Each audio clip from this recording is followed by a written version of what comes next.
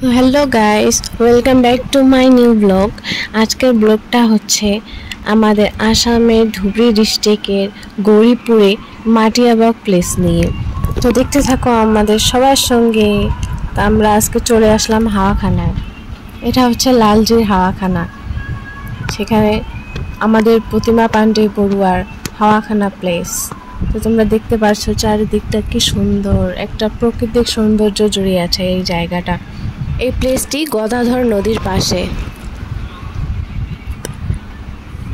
তো আমরা এখানে আসলাম, কিছু কাজ চলতেছিল, তো ভিতরে আর কি এন্ট্রি করতে দিল না। যাই হোক, আমাদের এখানে সবাই চেনা জানা, তো তাই বাইরে একটু ঘুরতে দিল, কারণ এখানে রিকভারি চলছে।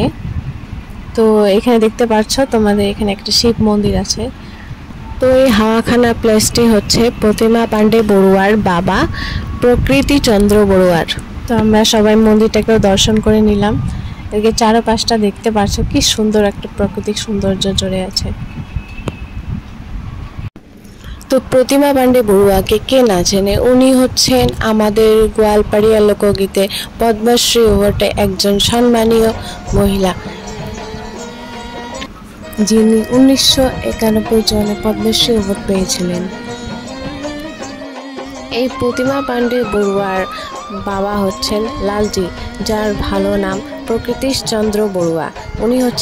উনি হচ্ছেন গৌরীপুরের এক জমিদার। তো আমরা এখানে সবাই ঘুরতে এসে সবাই একটু একটু করে রিলস বানিয়ে নিলাম। তো দেখতে পাচ্ছ তোমরা সবাই পিছনে, ওরা সবাই রিলস বানাচ্ছে, আমিও একটা রিলস বানিয়ে নিলাম।